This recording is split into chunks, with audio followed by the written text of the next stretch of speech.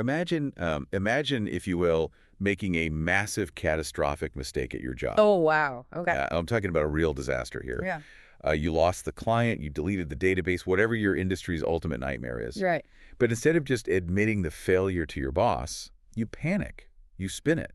You tell your boss that actually it was a huge success. Oh, no. You tell them you almost pulled it off perfectly, and the client is basically begging to sign. Well, instead of just being satisfied, your boss is absolutely thrilled. Which is the worst case scenario. Exactly. In fact, they are so thrilled they immediately expect an even bigger, much more complicated success from you next week. You are now essentially completely trapped in your own lie. It is the ultimate corporate nightmare scenario, right? Where the cover-up basically sentences you to an impossible task. Exactly the kind of dread that keeps people up at night. Yeah. But this isn't just some hypothetical office anxiety. This is precisely what happened to a British general named Archibald Murray in the spring of 1917. Yeah. And it directly led to a massive historical disaster. It really did. Welcome to this custom-tailored deep dive. Our mission today is to explore the Second Battle of Gaza. We are pulling from a really comprehensive historical overview that details the tactics, the devastating casualties, and this incredibly fascinating intersection where ancient terrain collided head-on with experimental World War I technology. And we are really going to tear into the underlying mechanics of this disaster, because this isn't just a dry military history lesson for you to memorize. No, not at all. This is a masterclass in the very real dangers of toxic leadership, information silos, and the completely misguided belief in technological silver bullets. It is incredibly relevant to you, whether you're leading a team, managing a project, or just trying to understand how massive organizations fail so spectacularly. Yeah. It's a perfect case study of what happens when a rigidly planned offensive meets a flexible, well-prepared defense. Okay, let's unpack this. Yeah. Because to truly grasp the scale of this battle, we have to understand the stage it is set on. We are talking about Gaza. Right. This isn't just a random spot on a World War I map. This is a city that has been fought over for 4,000 years. Yeah. We're talking about a place where the Egyptians, the Assyrians, Alexander the Great, Saladin, and Napoleon all waged war. It's incredible. It is one of the most ancient, blood-soaked pieces of geography in the world. And yet, right around the time of this battle, it was this bustling, almost contradictory town. It bizarrely exported huge amounts of barley, specifically grown to make English beer. And they imported yarn from Manchester. Right. It is a totally surreal juxtaposition. On one hand, you have this ancient agricultural hub, and at the exact same time, it is deeply connected to the very empire that is about to attack it. So you have a town supplying British pubs becoming the focal point of mechanized British warfare. It's completely wild to think about. But to get to the Second Battle of Gaza, we have to briefly rewind to the bungled First Battle of Gaza. Yeah. That happened just 3 weeks earlier in March 1917. The British forces, this massive desert column, they practically had the battle won. But because of a catastrophic communication breakdown, the commanders simply didn't realize they were winning. So they ordered a withdrawal. They literally snatched defeat from the jaws of victory. And it absolutely gutted the morale of the British troops. Every single soldier knew it was a failure due to staff bungling at the top. And this is where that toxic leadership element rears its head. General Archibald Murray has to report this failure to the War Office back in London, but he's worried about his reputation. Right, because public morale is already so low. Exactly. So Murray spins it. He reports the first battle in overly optimistic terms, framing it as a near victory. He creates a completely false narrative to save his own skin. And because he spun it that way, the war cabinet in London essentially says, "Great job, now push on and capture Jerusalem." He builds his own trap. He hasn't even broken through Gaza yet. What's fascinating here is how the opposing side reacted while Murray was busy managing his public relations. Oh, this part is brilliant. The Ottoman and German forces used those 3 weeks brilliantly. They transformed Gaza into a 10 to 12-mile entrenched defensive line, but they didn't just dig a single long ditch. They implemented what is known as defense by areas. Break that down for us. What does defense by areas actually look like? Think of it like a modern home security system. Instead of just building one big wall around your house, you set up motion sensors and cameras covering every possible angle. The Ottoman forces built mutually supporting strongholds. Redoubts, they called them. Yes, redoubts. If the British attacked one stronghold, they were suddenly taking fire from 2 other strongholds, perfectly positioned to shoot them from the sides. It meant any frontal assault was going to be an absolute nightmare. And knowing they were walking into that nightmare, the sheer scale of what the British were doing to prepare is just mind-blowing. Yeah. They extended a massive railway through the desert just to get supplies forward. The logistics are staggering. They literally built massive reservoirs holding 76,000 gallons of water in the Wadi Ghuzi. Just surviving the environment was an industrial effort. Right, they're laying train tracks and stringing telegraph wire under a scorching Middle Eastern sun. But it wasn't just men sweating in the sand.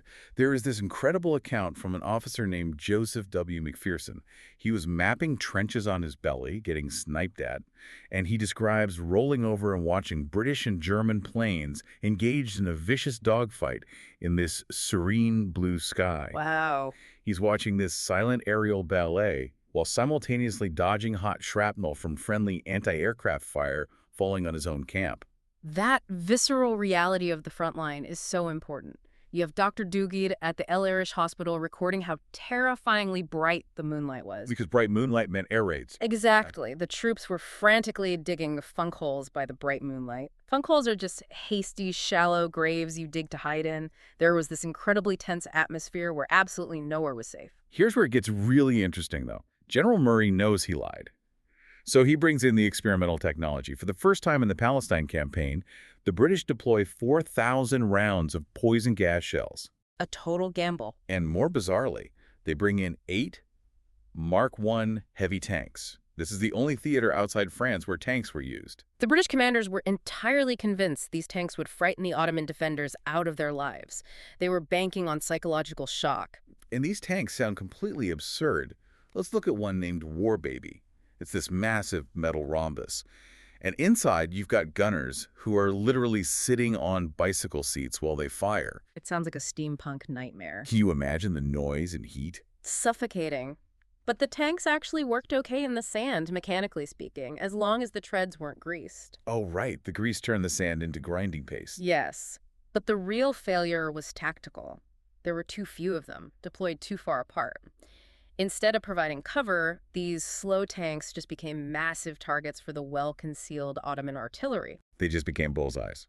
Which brings us to the actual frontal assault from April 17th to the 19th. General Charles Dobell wanted to do a flanking maneuver, but because of a lack of water, he had to opt for a massive frontal assault in 2 stages. The sunk cost fallacy at work. They were too invested with the railways and the water to change course. So stage 1 kicks off on April 17th.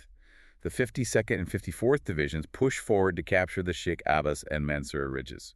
It goes relatively well, but right away, 1 tank is immediately taken out by 3 shells. Exposing the vulnerability of their wonder weapons. Exactly. Then we get to April 19th, stage 2, the main attack. And the scale of the bombardment is staggering. 170 British guns open fire. Off the coast, a French ship called the Requin is firing naval guns at the Ottoman positions while simultaneously dodging a torpedo from a German submarine. It is absolute chaos, but if we connect this to the bigger picture, you have to look at the math. Okay. Yes, 170 guns sounds massive, but they were attacking across a front that was 15,000 yards wide. That is simply spread way too thin to break the Ottoman area defenses. And the gas shells. They fired 4,000 rounds into the woodlands. It had almost no effect. The wind dispersed it too quickly. The defenses were largely intact. The details from the infantry struggles on the ground are heartbreaking. The 53rd Welsh Division, still traumatized from the first battle, struggles to take Sampson Ridge. By the time they do, so many officers are down that a second lieutenant takes command. The command structure just dissolves. And the 54th Division's 10th London Regiment gets completely isolated. There's this heroic moment where a signalman realizes he has to cut the enemy's telegraph lines. Under heavy fire, he climbs a telegraph pole, cuts the wire, climbs down, runs to another pole, and cuts that one too. That is unbelievable bravery. He tries for a 3rd pole and is killed by an artillery shell. Just a tragedy. And while the infantry is decimated, the mounted divisions, the Anzac and Imperial troops, are fighting dismounted on the right flank. Right, leaving guys behind to hold the horses. A scout reports facing over 250 Ottoman big guns. They get pinned down by relentless machine gun fire from a place they called Sausage Ridge. The New Zealanders and light horsemen are facing horrific, enfilading fire and constant counterattacks. So what does this all mean?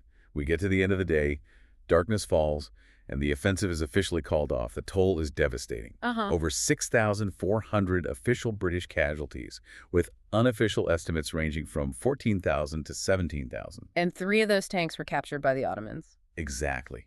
Meanwhile, the Ottoman defenders suffer roughly 2,000 casualties. It was a decisive victory for the defenders, and the consequences are massive. It massively boosts the morale of the Ottoman Fourth Army, and General Murray and General Dobell are finally relieved of their commands and sent back to England. The toxic culture catches up to them. It does. And the lesson for you, the listener, is profound. This is a textbook example of confirmation bias and the sunk cost fallacy. They relied on wonder weapons and ignored the reality of superior defensive positioning.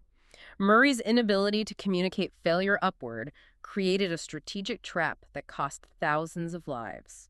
It is deeply sobering. To summarize our deep dive today, the Second Battle of Gaza was a tragic collision of ancient geography, experimental modern warfare, and catastrophic leadership communication. This raises an important question, though. Consider the butterfly effect of General Murray's initial lie. Oh, I like where this is going. If he had honestly reported the first battle as a disorganized failure, the war cabinet might never have ordered this disastrous frontal assault. Right, they wouldn't have pushed for Jerusalem yet. Exactly. How much of the subsequent history of the Middle East and the borders drawn in the aftermath of World War I was fundamentally altered simply because one middle manager in a military uniform was too afraid to tell his bosses the truth?